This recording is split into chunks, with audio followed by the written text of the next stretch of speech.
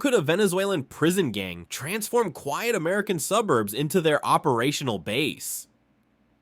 That question rattled Colorado this summer when federal authorities revealed that Tren de Aragua, once dismissed as a regional menace in Latin America, had embedded itself in Aurora, Colorado, turning ordinary apartment blocks into fortified gang strongholds. The shock was not only in the arrests, 28 suspects taken down, nearly 70 weapons seized, but in the realization that this network had been operating in plain sight just miles from schools, playgrounds, and family homes.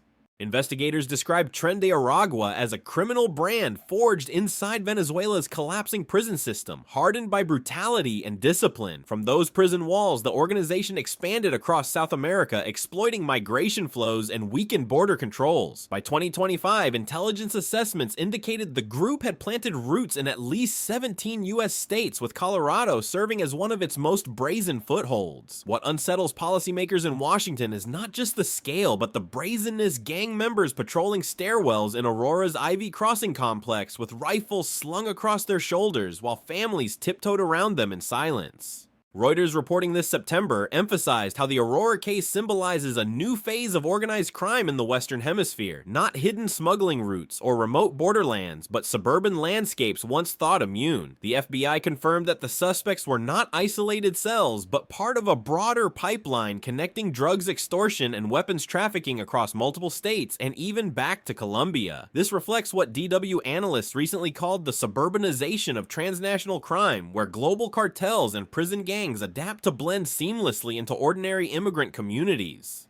Under President Donald Trump, the administration has framed these developments as both a domestic security challenge and a test of U.S. sovereignty. Trump has repeatedly pushed federal agencies to treat such groups with the same urgency as foreign terrorist organizations, an approach mirrored in policy debates now circulating in Congress. Defense News notes that this framing is not purely rhetorical, it links directly to America's military posture abroad. If Washington is focused on deterring Russian advances in Ukraine, Iranian ballistic missile threats, and Chinese naval maneuvers in the South China Sea, then transnational gangs exploiting migration corridors at home represent a dangerous fourth front of insecurity. The weapons seized in Colorado reinforced that point. Among the 69 firearms agents, uncovered rifles illegally modified for automatic fire tactical vests and night vision equipment. According to Jane's Defense Weekly, this level of armament places Tren de Aragua cells closer to paramilitary units than street gangs. The fact that these arsenals were stored in suburban apartments underscores how blurred the line has become between organized crime and insurgent-style capabilities. Western experts warn that if left unchecked, such groups could destabilize communities in ways that mirror hybrid warfare tactics seen in Eastern Europe. Just as Russia uses proxies and militias to erode state control in contested regions, gangs like Tren de Aragua leverage fear and violence to undermine trust in local institutions. The Guardian highlighted testimony from residents of Aurora who said they avoided calling police out of fear of deportation or retaliation, creating pockets of effective lawlessness inside U.S. territory.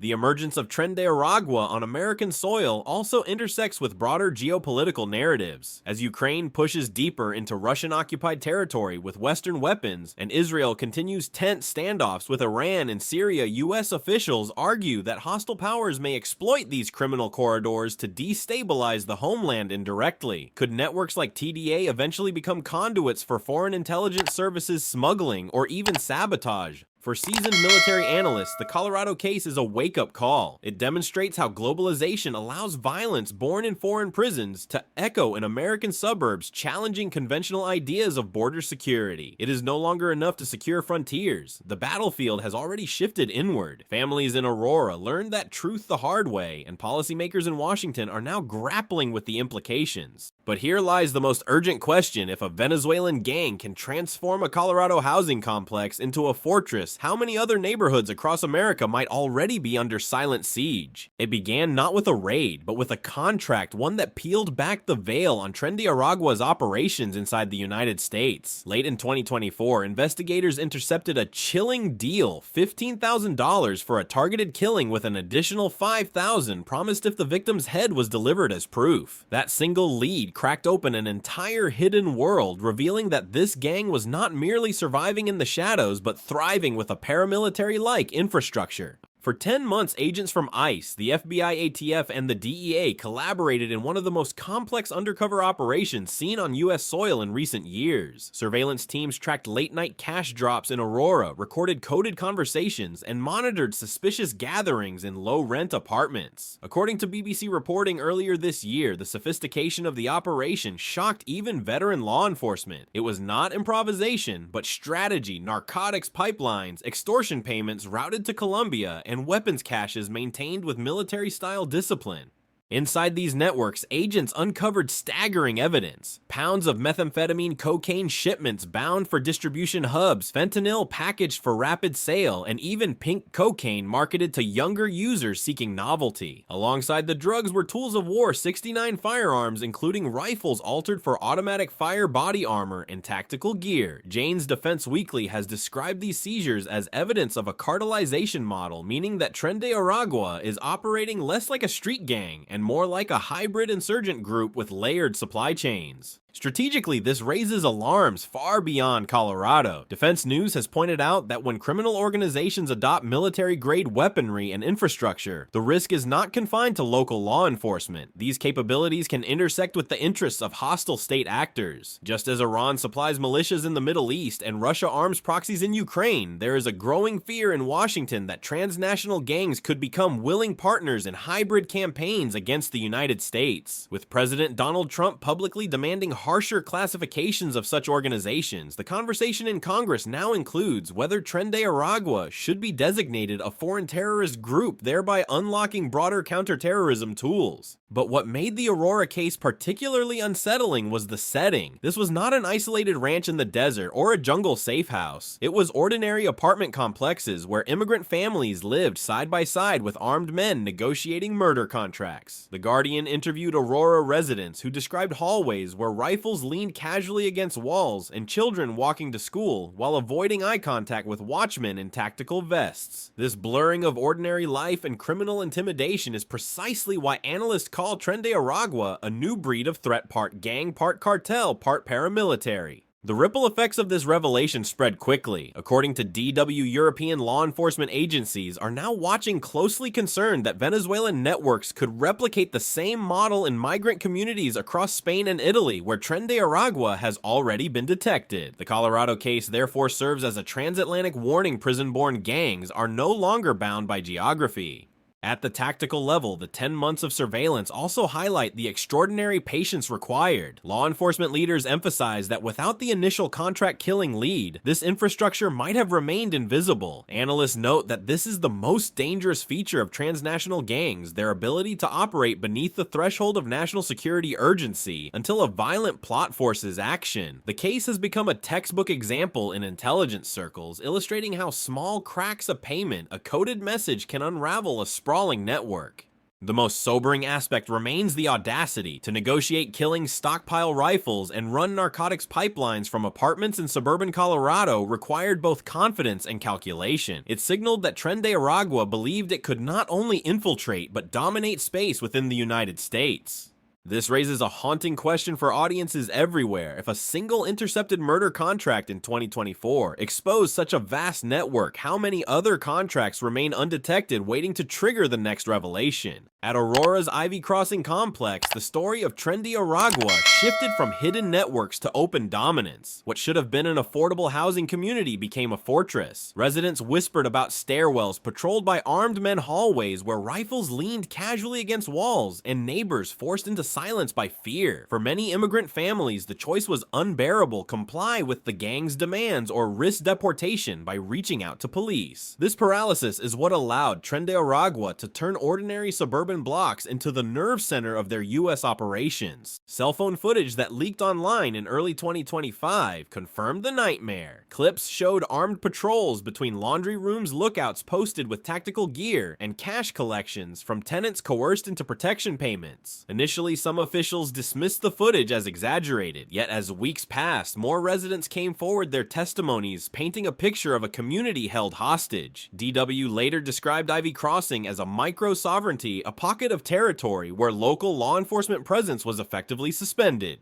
The federal response came after 10 months of patient surveillance. By July 30th, 2025, coordinated raids shattered the gang's grip. 30 indictments unsealed, 28 arrests carried out, and caches of narcotics and weapons seized. At the tactical level, the operation resembled a military assault on an entrenched enemy. SWAT teams stormed fortified apartments, while FBI and ICE agents moved simultaneously across multiple sites to prevent escape or reinforcement. Residents described the sudden shift from nightly fear to the thunderous sound of doors breaking down and suspects pulled from safe houses. Western analysts immediately drew parallels to counterinsurgency operations overseas. Just as coalition forces once dismantled insurgent cells in Iraqi neighborhoods, U.S. law enforcement had to uproot an entrenched network embedded in civilian housing. Jane's Defense Weekly noted that the gang's structured chain of command logistics hubs, control over territory, echoed patterns seen in hybrid warfare where non-state actors combined crime with quasi-military discipline. The difference here was geography. It was happening not in Baghdad or Caracas, but in Colorado.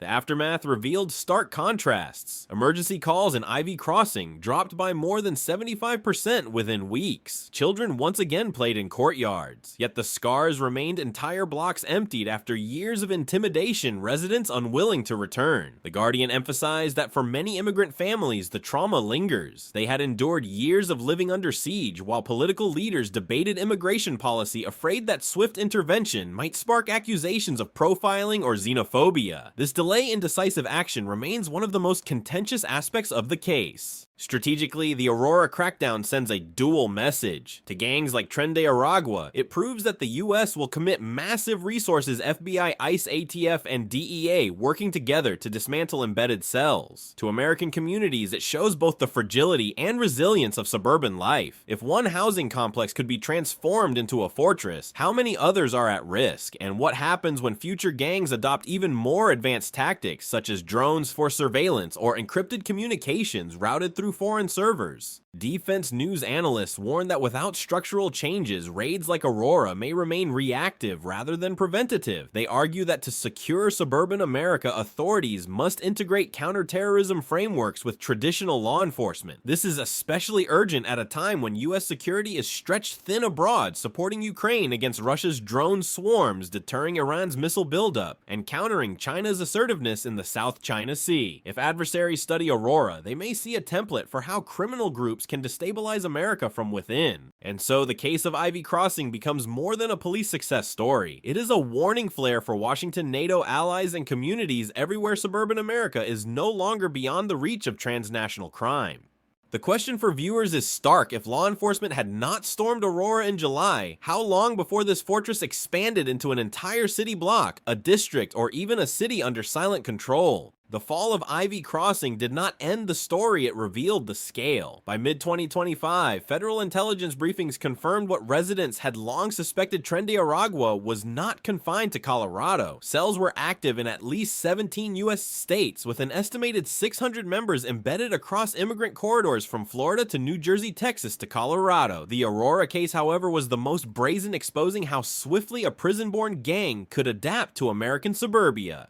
This nationwide footprint unsettled policymakers. Analysts pointed to a dangerous mix of demographics and economics. Affordable housing complexes, stretched police resources, and large immigrant populations vulnerable to intimidation. These conditions created fertile ground for Tren de Aragua's model, blending and quietly recruiting among the marginalized and wielding violence as a tool of control. A report from The Guardian warned that without systemic reforms, communities across the country could face parallel sovereignties, areas where local governance yields to criminal dominance. Yet political hesitation compounded the threat. When leaked footage from Aurora first spread online, officials hesitated to act decisively. Some feared stoking xenophobia during an already polarized national debate on immigration. Others doubted that a Venezuelan gang could establish such power so quickly. That delay, analysts argue, allowed Tren de Aragua to deepen its roots and expand its networks. Western security experts now call this strategic denial, a refusal to confront the scope of the problem until undeniable evidence forces action.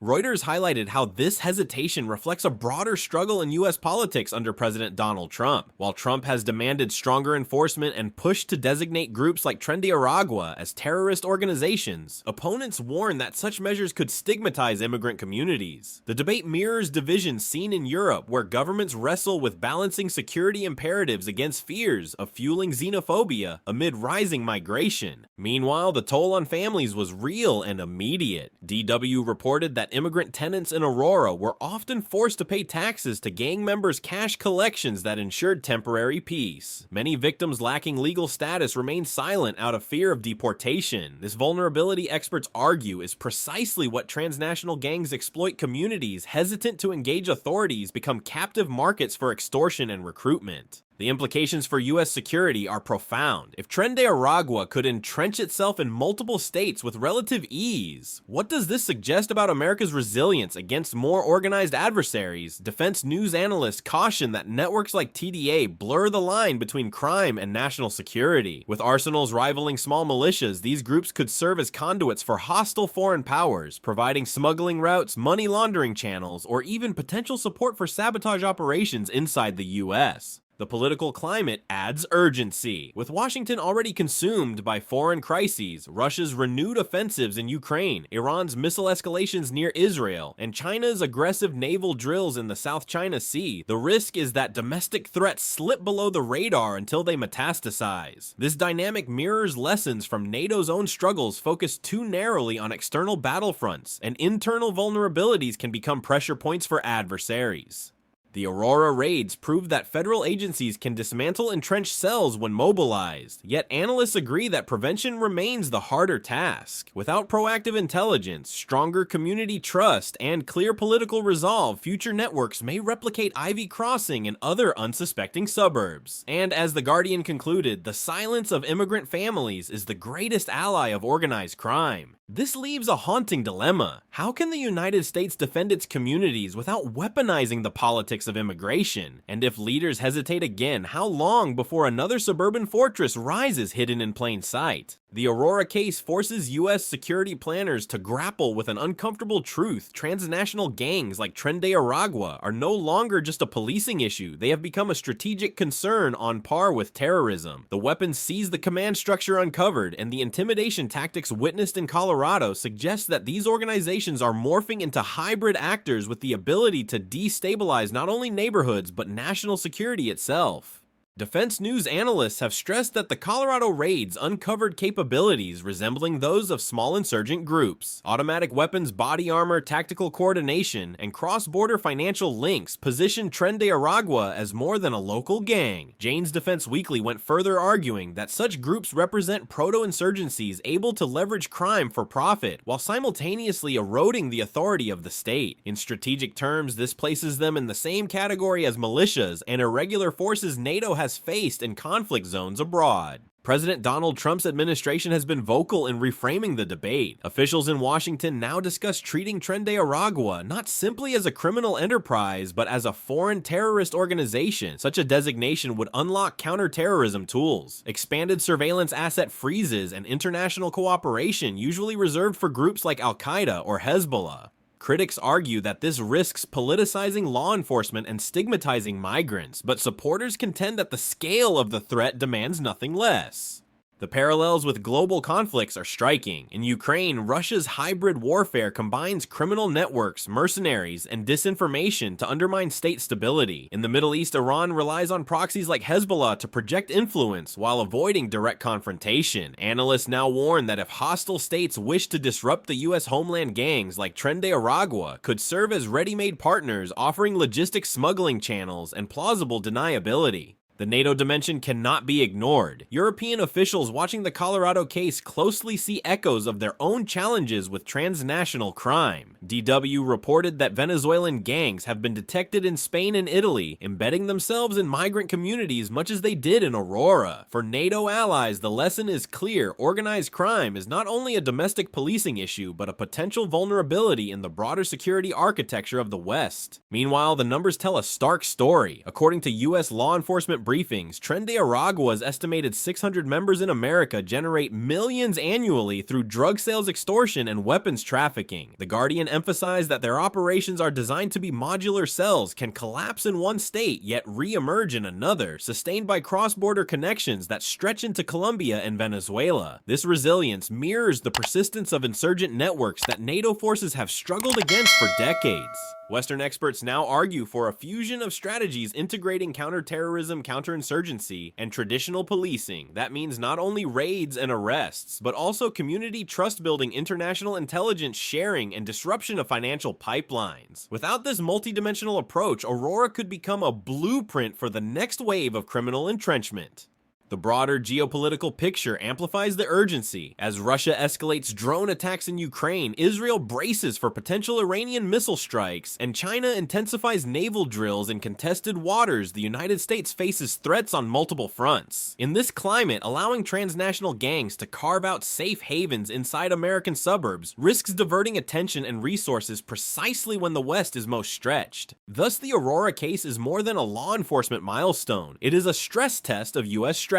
Can Washington confront hybrid criminal threats at home while sustaining commitments abroad? And if not, will adversaries exploit these vulnerabilities to strike indirectly through criminal proxies? This leaves the public with a pressing question. If Tren de Aragua can already be compared to insurgent forces, should America prepare for the day when such gangs evolve into true paramilitary partners of hostile states? The collapse of the Aurora cell marked a turning point, but it also exposed a larger global resonance. Beyond Colorado, coordinated operations in Colombia captured 2 senior Tren de Aragua leaders, confirming what prosecutors had long argued: this was not a local gang, but a transnational syndicate stretching across the Americas. Reuters emphasized that these arrests underscored international cooperation, linking U.S. intelligence with South American counterparts to cut into the gang's command chain. Yet even with these blows, questions remain about the group's resilience and capacity to regenerate. Inside Aurora, the transformation was immediate. Emergency calls plummeted by more than 75%. Parents reported children playing freely again, and the visible patrols of armed men vanished overnight. But scars remain etched into the community. Entire blocks had already emptied out, families displaced long before the federal raids restored some sense of security. The Guardian captured this dual reality, a moment of relief layered over deep trauma, proof that rebuilding trust takes far longer than dismantling a fortress. In Washington, the debate now stretches into broader territory. Should the United States officially classify Tren de Aragua as a terrorist organization? Advocates argue that this would align with the group's paramilitary structure and global footprint, unlocking tools for financial disruption and military-style interdiction. Critics counter that such a step risks conflating criminality with terrorism and could set a precedent with unintended consequences. Under President Donald Trump, however, momentum is clearly tilting toward escalation, with White House officials warning that failure to act decisively could leave the homeland vulnerable to deeper infiltration.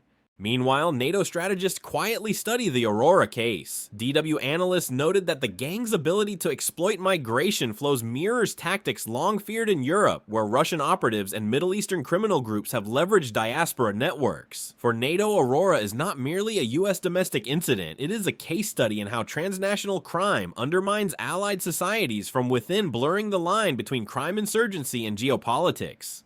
Jane's Defense Weekly highlighted another dimension: technology. While the Aurora raids seized rifles, narcotics, and cash, experts warn that the next evolution may include drones for surveillance, encrypted global communications, and financial laundering through cryptocurrency. This reflects a broader trend in modern conflict, where criminal groups adopt tools once reserved for state actors. The danger is that suburban strongholds like Ivy Crossing could become testing grounds for innovations in asymmetric warfare right inside Western cities. The global context compounds these concerns. Russia's renewed missile and drone strikes in Ukraine, Iran's accelerating ballistic missile programs, and China's naval assertiveness in the South China Sea all demand U.S. attention and resources. At the same time, transnational gangs quietly test America's resilience at home. This dual pressure, experts warn, creates the risk of strategic overstretch. The United States may be forced to fight 2 wars, one against rival states abroad and another against criminal insurgencies within its borders.